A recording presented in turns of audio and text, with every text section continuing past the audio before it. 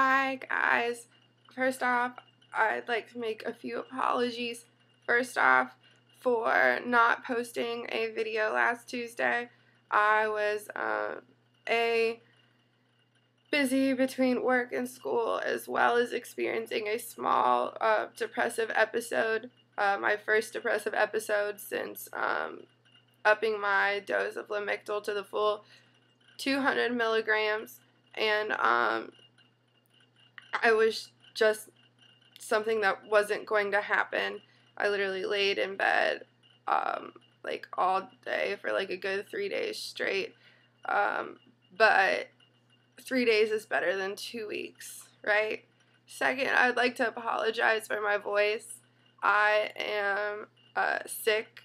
The guys at work, we practically work in a hallway, is all the space we have, so naturally illness spreads pretty quickly and pretty badly.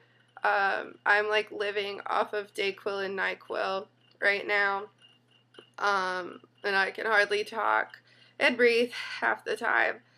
So those are my two apologies, and I really do want to let you guys know how sincerely sorry I am for missing last week's video.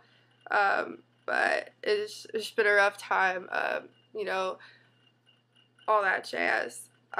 But this week's topic is regarding either your highest high or your lowest low with bipolar. And since my bipolar is more so bipolar depression, like with an emphasis in that area, I am going to share with you guys probably one of my lowest lows, which was about a month ago.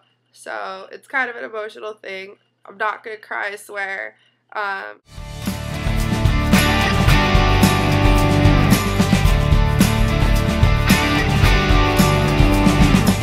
So here we go.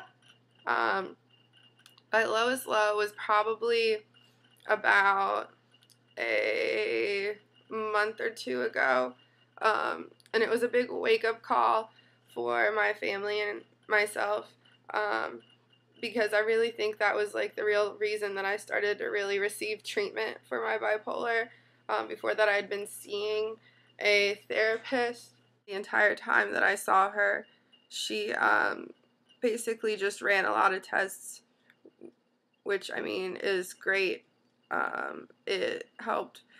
After this, for a while, I had been dealing with a really bad depressive episode mixed with a few sprinkled in manic episodes. So between all the depression and the anger and irritability of my manic episodes, I gave myself a lot of really nasty scars that I still have all over the place. And I was contemplating suicide. I had 3 different plans. The fact that my mom found out and she saw the cuts on my arm and the notes of the plans that I had, and it's hard to explain, but like my family found out and they took me to the hospital,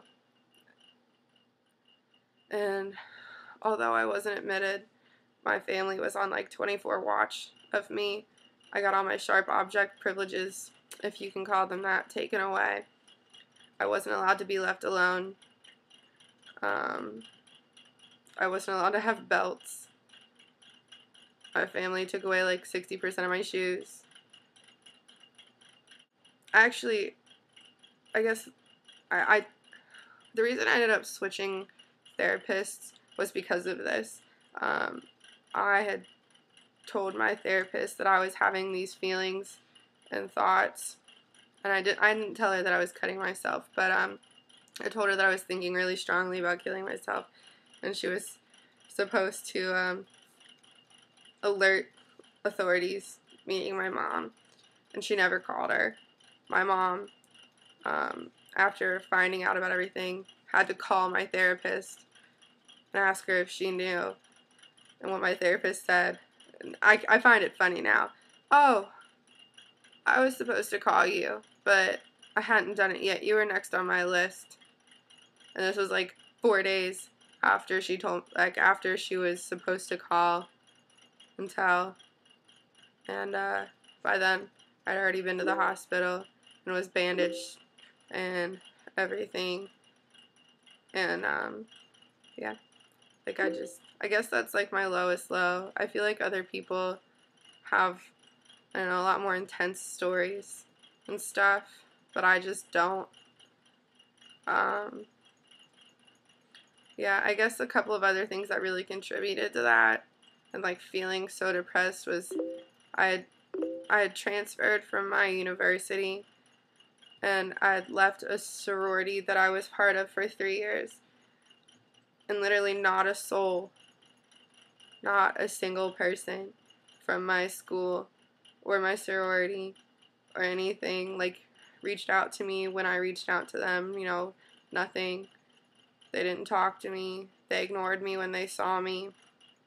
I didn't really have a lot of friends at the time, partially because I laid in my bed all day, partially because they abandoned me, and I think that really hurt, that abandonment. I have this really large fear of abandonment and being alone, based on the fact that my parents weren't around a lot as a kid, especially my dad. He left me in a truck once to go to the bar, so I guess that really hit home. I have a lot of low self-esteem issues as it is, so I think that all of that mixed with a chemical disposition to be depressed and bipolar, it all hit me at once, and I was ready to kill myself. But thankfully, I got taken to the hospital, and my family realized that what was going on with me was actually very serious. It wasn't just a case of the blues. I wasn't making it up. I wasn't just a teenager who was having a roller coaster emotion. Like, I really had a problem, and there wasn't anything that I could do to fix that on my own, and I needed help, and I needed doctors. And thankfully now, I see several doctors, and I get medicine that I need, and things are going better. My episodes are significantly less severe. A lot of my anxiety and my panic attacks have subsided, and things are going better now. Occasionally, still not feeling awesome, or I go a little nuts, but it's not nearly as bad as that or as it has been in the past. So that's my story. I don't like to talk about it a lot.